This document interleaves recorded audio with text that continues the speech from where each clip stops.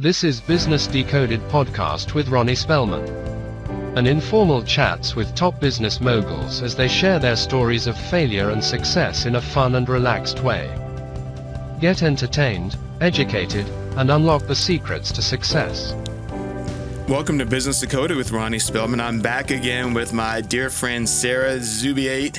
Bennett? Zubiate. Zubiate. But Zubiate's right, fine. Zubiate. We got it all. Welcome back. Thank you, Ronnie. It is so good to have you here. I was thinking that I'd love to have you back. You mentioned some wonderful items in our last conversation. So you're an established business leader, business owner. You're a wealth management professional, top 1% performing in wealth management, co-founder of the Dallas Express, founder and owner of Zubi's, which is a food product business. You're quite an amazing person, but you mentioned something in our last conversation about being a workaholic, and then you discussed how you're building your legacy. You discussed having twins. Mm-hmm. I'd love to get into some of those other items because I think sometimes business leaders forget the other components of life, and then it becomes too late. I had a friend of mine some years ago. So, Sarah, welcome. Thank you. Thank you. I'm sorry. No, it was a great intro. Thank you. I went straight into my conversation, but you made me think of so many things. I had a good friend that worked at his father's company. He was a vice president. He was a young man. He started to have his own family. And he said to me, Ronnie, I don't want to become like my father. I wasn't sure what he was talking about. I thought maybe there was some issue there. And what he was describing is that his dad was building a business. It was $1 billion business. Mm-hmm. They had a wonderful life. But he says that his father didn't get to make it to his games and his activities, and he missed having his father there. And so that element, I think, is just so intriguing and important. And I had someone to tell me, a friend of mine says, Ronnie, don't worry about all of that. You just work hard, and they'll benefit from you having provided a good life. But it seems like there's just more to life than just building a business and making a lot of money. Now, you've done very well, very successful from a business perspective. But tell me what you were talking about from the workaholic perspective. So I do think that a lot of it is genetic.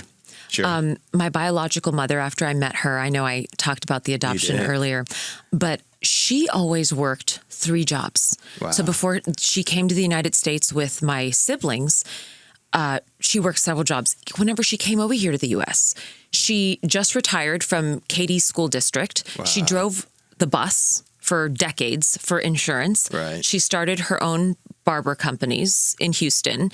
So and then she also had other jobs as well. Right. So, and my brother's the same. Mm-hmm. It's just this insane drive, which is good. Right. But to what end? Sure. And so I don't know if it's different for men, women, but at least for me, I was able to say, okay, what type of legacy do I want to leave? Sure. Okay. And who is my spouse, right? How am I going to be able to show up for the kiddos? And the way that I show up, of course, for my stepsons is different than how I show up for my twins. Sure. Even though they're very similar in age, right? It's just different demands for different spaces, but there's still 4 kids. Right. We have 3 11-year-olds. Wow. And yes, and an almost 9-year-old. Wow. Mm-hmm. He'll be 9 by the time this airs. So, Sarah, though, you mentioned something that I found fascinating. It sounds like you are your mom's daughter. Yeah. Oh, So my gosh. You grew up in a different family, and you mentioned that there may have been a disconnect there, but the idea that your mom had 3 different jobs, her own business, she, too, was an entrepreneur. Uh-huh. She still is. She still is. And she's tough as nails. I love it. You know, we have a 50 cal out at the ranch, and I've always gotten behind that thing, shot it, no problem. But whenever Monty said, Connie, do you want to shoot this? She's like, let me stand there and do it. She was shooting tracer rounds that day. Shot the whole field on fire. Anyway, but she just has that tough personality that I have. Right. But yeah, so you get it I'm honestly, very much like the her. workaholic piece, you got it honestly, and you figured out how to balance it. So it's amazing, though, how kids can change that perspective as well. They kind of force you to change how you look at it. And it's interesting. I see so many parents as well that are with the kids at the soccer game, and they're constantly on the phone. Mm-hmm. I'm not. And yeah, sometimes you have to figure out how to balance that and make sure you're present when you're with the kids. Yep. I mean, And it's also just I'm so grateful that I have that ability because my birth mom, Connie, she didn't have that ability to ever reflect on her situation. No, she was always in fight or flight mode, needing to make ends meet for the family. And she's also the oldest, so was constantly sending money back to everyone in Jimenez, Chihuahua. So if you're allowed and afforded that ability to step back and say, I can do this. I can show up differently for my kids. I don't have to be that person that is driving my marriage into the ground and giving my family crumbles of what is left over emotionally, mentally. I didn't want to be that. If you don't mind, tell me that story of your biological mom then, because that sounds amazing. So she was in the U.S., sending money back. But for whatever is reasonable, tell me that piece. So all of her brothers, sisters still in Mexico, it sounds like? The majority, yeah. And then she was coming to the U.S., working in the U.S., sending money back. She was. And what was that like? I know there's so many families that are the same way. They're trying to help their extended family, and they're taking on a huge responsibility.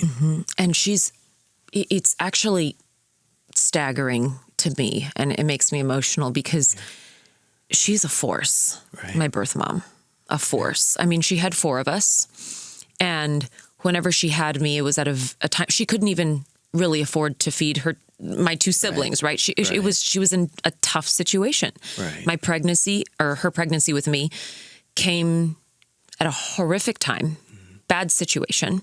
So she fled to the U.S. so that no one knew that she was pregnant. Oh, wow.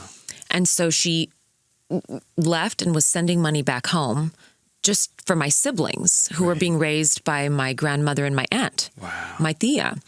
And so whenever she went back, she told them, you have a sister. You have a sister, and I want you to meet her one day. Oh, wow. So she endured a high degree of heartache. Then they all came to the U.S. eventually. And at that point, she was sending money back to her siblings and her family. And she still does. Oh, wow. But, she tells stories of, she was working at a Circle K and a robber came in, and I guess they weren't expecting a little lady like her to fight back. So she pulled a gun on him, chased him.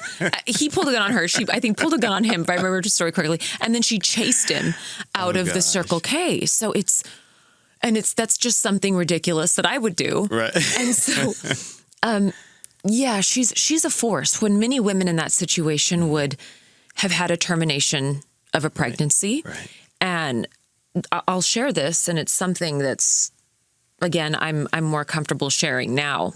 But something happened to me in my life. It was horrible, awful situation. And my mom that raised me took me to have a termination.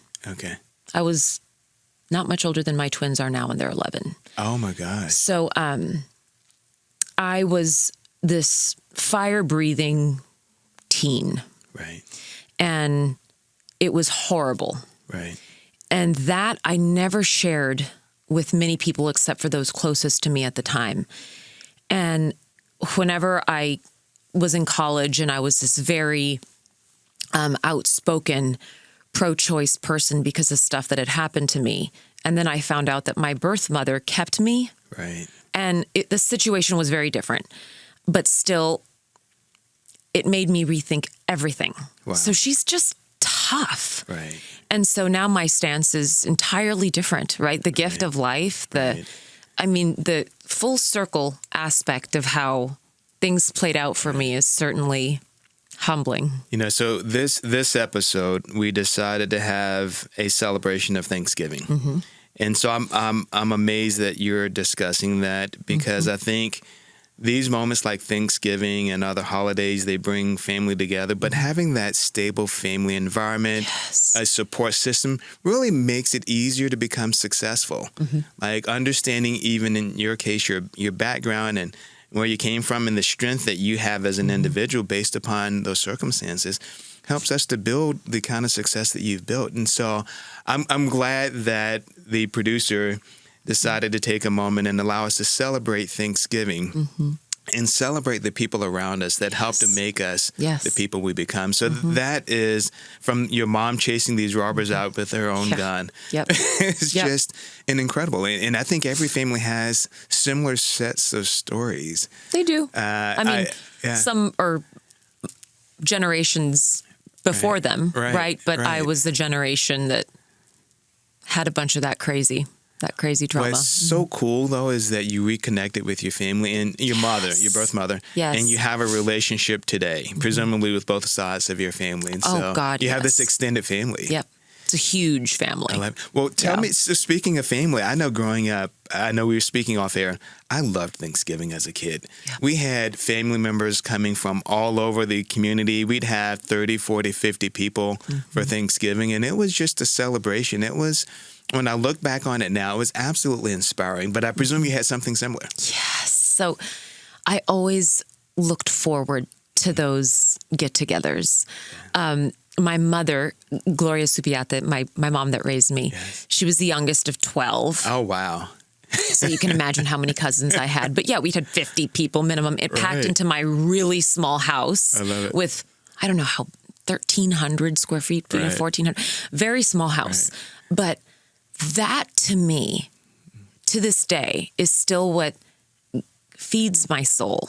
I mean, I'm here getting emotional thinking about it, because having that richness, money can't buy that. It cannot. Money cannot buy those memories with family, beautiful people, my aunts, my cousins, my uncles, I'm very grateful that I had that upbringing. And that was a conversation I had with my husband, who's very wealthy.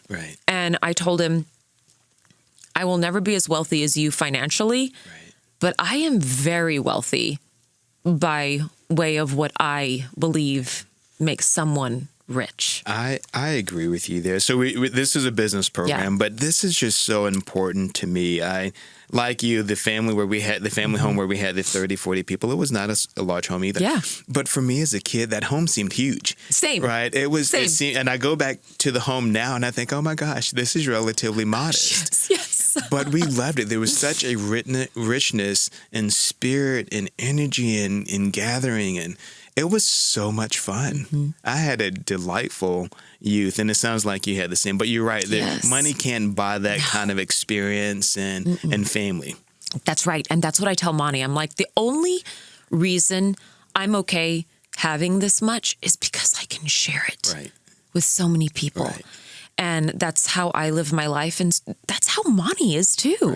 He allows me to sit there and invite hundreds of people here, 50 people to the ranch this weekend.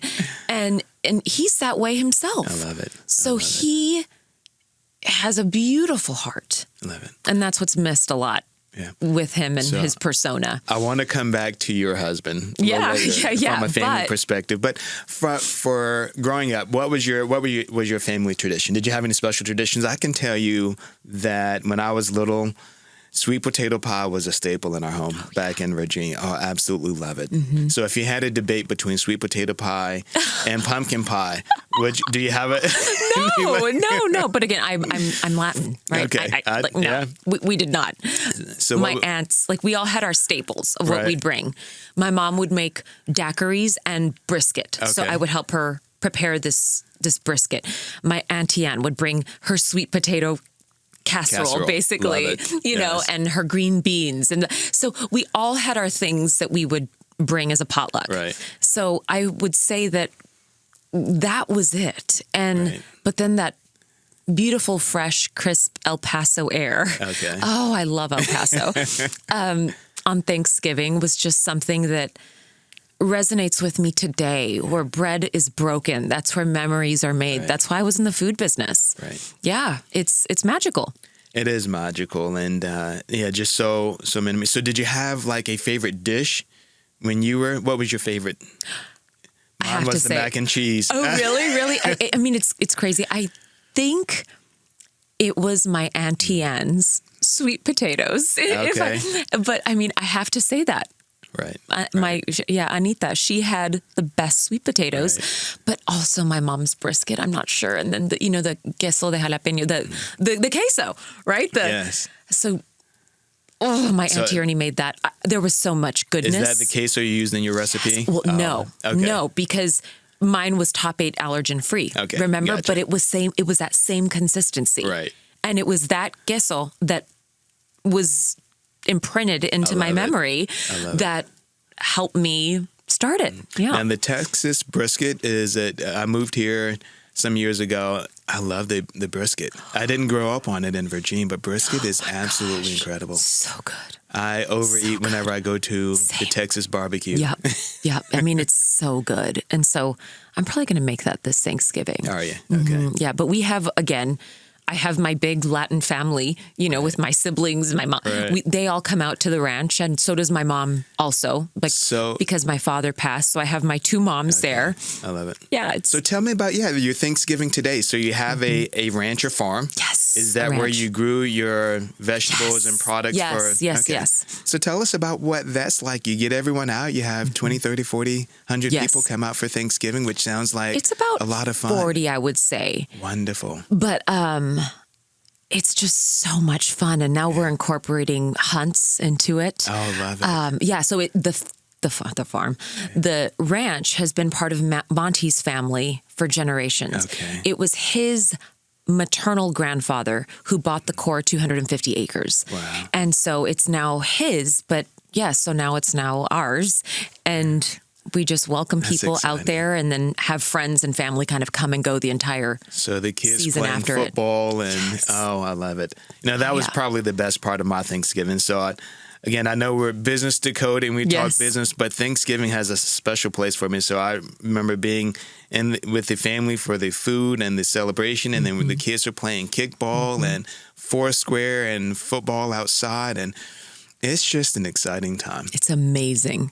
And those are some of my happiest memories now as an adult, watching the kids and all their friends or cousins playing in the backyard, just all these sports, running into the hot tub and the pool, and oh my gosh, we have to have you out there, Ronnie. I will love to come. It's magical. I would love to come. It is. Now, at the end of our last discussion on the business side, you spoke about legacy.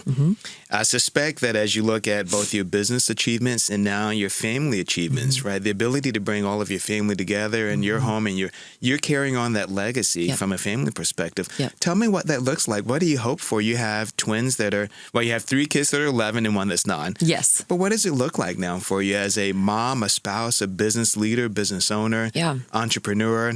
What is that legacy for you? For me, my legacy is definitely in the family. Right. I mean, I think that that's going to be my biggest place of return on investment, if you will, right? Sure. That for me is the gift that keeps on giving. And I saw something recently that just stuck with me that said, you can't take any money into heaven. You can't take your things. But the one thing that you can possibly take are your kids. Right. Because you are cultivating that faith. I mean, I believe in God, and so for me, it is worth investing in that.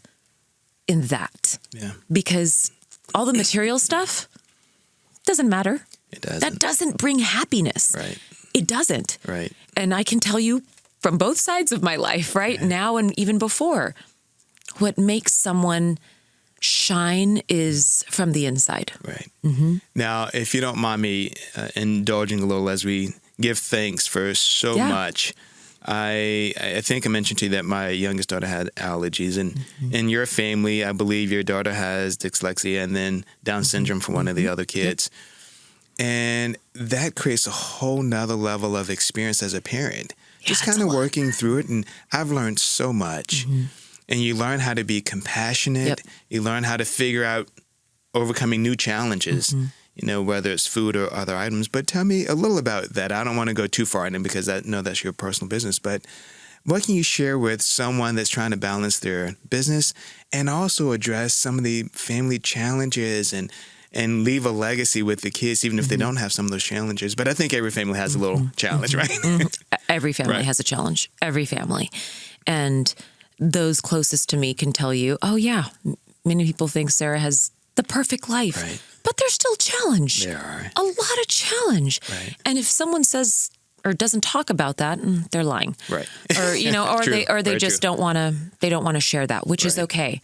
But I think it's to each their own. Right. If someone Agreed. wants to invest time in a particular space, a little bit more in the business space, let's say that's where they believe they can do the most good, Right. or in their community, and not give as much at home.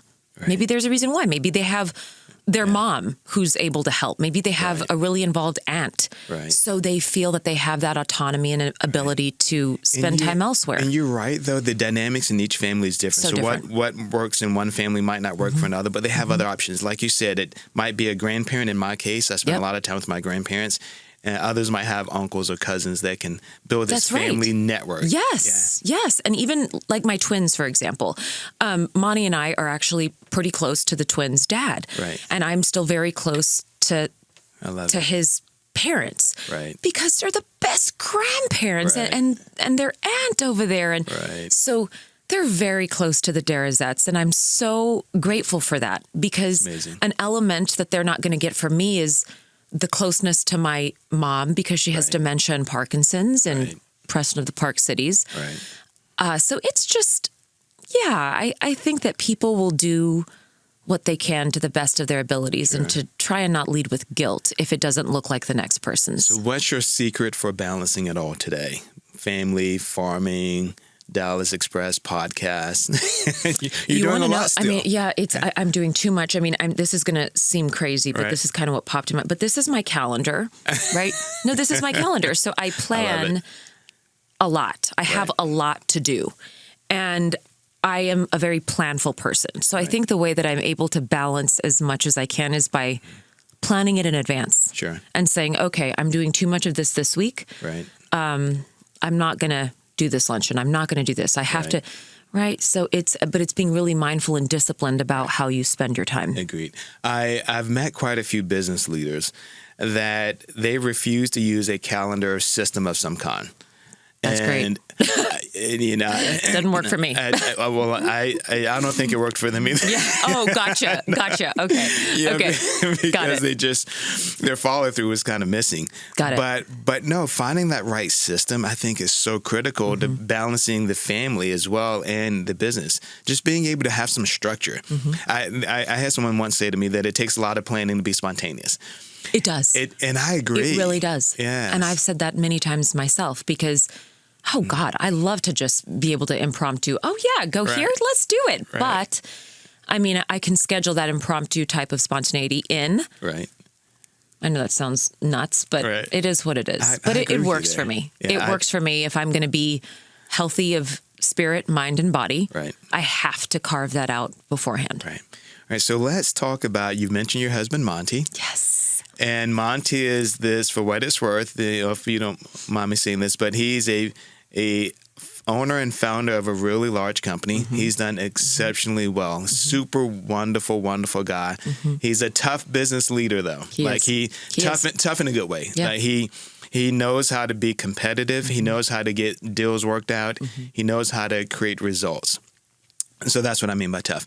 But I think I shared the story with you. I was working to get on the schedule for an event, and his response was, Ronnie, that specific day, I think was a Friday or Thursday. I can't remember which day it was. Ronnie, that day I'm with the family. I can't schedule anything on that day. And what was intriguing about it, for as tough as he appears in business, he's a family guy, right? And it's so true, because people do have this one preconception of whatever it is that he may or may not be. But at home, oh my goodness, yes. Like, to see how many times, our daughter Liliana goes up to him, my girl twin. Right. She'll just put her hands on his cheeks. Poppy, they call him Poppy, Poppy. Poppy, I love you, Poppy. And he just melts, right? He's just this big teddy bear. Yes. I can't say that he's always been this family forward. Right. He's much older than me, and his kids are younger than mine. Right. He's almost 60. Right. He's 59. Right. And so he started later in life. So again, he made the decisions to develop a certain amount of success before he even ventured into being a father. Right. And everyone that's known him before me and after me, they say he is totally different. Totally different. Just his involvement at home. But like me, we kind of both had a come to Jesus of, what is this going to look like for us? This is what we want. Where are we?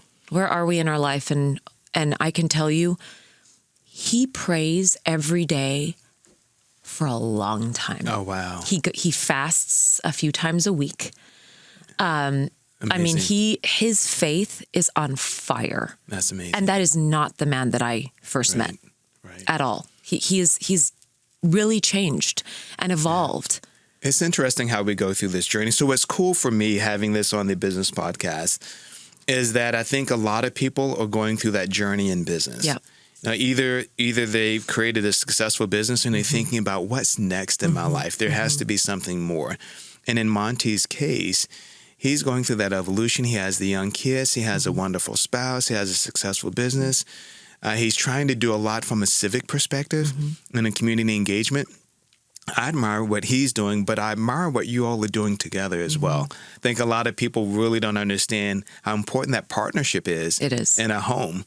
It is. And with kids. It is. And that was kind of his whole pitch to me, if you will, whenever I was disaster ridden at the fact that I was going to have to shut Zubi's. Right. He was like, please come work with me. Right. Come work with me. You helped found Dallas Express. You sit on the board for the Metropolitan Civic and Business Association. It's another, MCBA is kind of another endeavor within our philanthropic portfolio.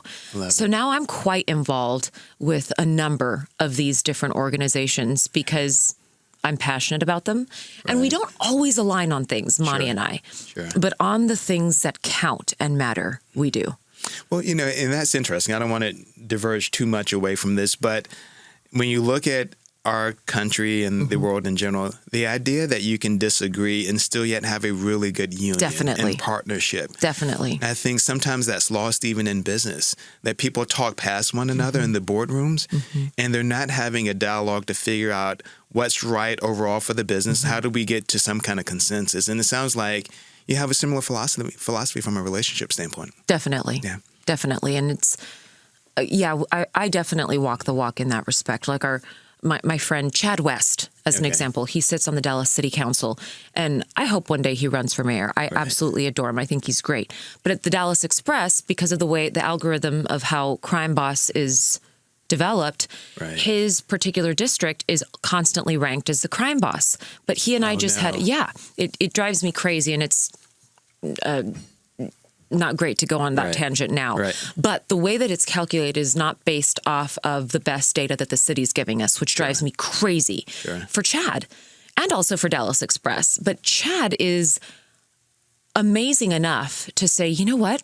Sarah's my friend despite all of this. And that's great because his politics are different from mine, but it doesn't matter because we both have a lot of fundamentals in terms of just being a particular type of human and showing up this way where it shouldn't matter. And in the end, you want the same thing for the community, even if you come at it from a different perspective. We want a thriving community. That's right. A place for our kids to grow up and inherit. You know, they'll inherit our community once we move on. And it's upon them to do well and treat it with the same level of respect. So, but we do have the same premise and goal. That's right. As we prepare to wrap up our Thanksgiving special, this has been incredible. We spoke about some of your favorite foods. What do you like to cook? I hear that you're an excellent cook. So I know we've gone through some of the food items, but what is it so you mentioned you might do brisket this year. I cooked a turkey last year and I did something completely different. I added a lot of liquid and I injected a lot of stuff in it. It was the most moist turkey. What's your specialty this year, you think? So in terms of turkey, I mean, you know, it depends on how you're going to cook it, but I have a great recipe for that. But do you? Okay. Yeah, I do it. But like I inject it. No, I will. But I inject it with a lot as well, and you know, kind of make a little pouch for it to be cooked within, so it's kind of a convection oven. But it just depends on my mood. I know that sounds strange. I can go from whipping up a delicious salad with, you know, arugula and cilantro and different types of feta cheese and watermelon to something like a chicken pot pie, or a good spaghetti. I mean, or tacos, right? Or sauces. I'm a big sauce gal, clearly. But Yeah, sauces are money for me. And it's garlic and everything. You mentioned garlic earlier. I love garlic. Same here. Oh, okay, amazing. there is this one salad dressing. Right. It's called Garlic Expressions. Okay. Delightful. It is so good. So good. Garlic Expressions. Do you put it on highly everything, recommend it. including salads? So you put in salads and maybe I chicken nuggets cook with it. I cook with it. That's kind of like my crema, though. So, I mean, it just depends. Sure. Yeah. I mean, I'm happy to send you things. Oh, absolutely. Good recipes Send or them to whatever. me. Sarah, you've been an absolute joy to speak with. This has been a slightly different podcast than many of our others, but having that human element to a successful business leader like you, I think is so important. If you had to leave any lasting Thanksgiving messages for our listener, what would that be? Whether it's about business or family or building success, what would you tell our listener? Stop with the judgment. Yeah. I think people go through difficult experiences. Clearly, I shared some of my very personal difficulties as a child and even adult. And I think it's very easy for people to point and judge. Sure. But if there's more emphasis on focusing on what can bring people around the table in commonalities and things that unite us versus divide us, I think we'd have a much more productive conversation at the end of the day. And it sounds to me, just hearing more about your journey and story, being able to look back and reflect on it and be thankful for what you had and how it shaped you, even for the most challenging of circumstances, how it has shaped you into the person that you've become, into the businesses that you've built, and then the legacy that you're leaving with your kids based around those experiences. There's just so much to be thankful for. And I think sometimes people miss out on that opportunity to understand what those items of things are. Yeah, I agree. Well, let's have a toast to Thanksgiving if you don't mind. Do it. As we celebrate Thanksgiving, Salud. toast. Yes. Cheers. Thank you for coming on Business Decoded. Thank you so much. That's good, Ronnie. Oh my goodness. Sarah, thank you again for joining us on this program. Have a wonderful Thanksgiving. Thanks for joining us on Business Decoded with Ronnie Spellman. Thank you for listening to Business Decoded podcast with Ronnie Spellman. Please be sure to subscribe and share and stay tuned for more incredible Business Decoded episodes.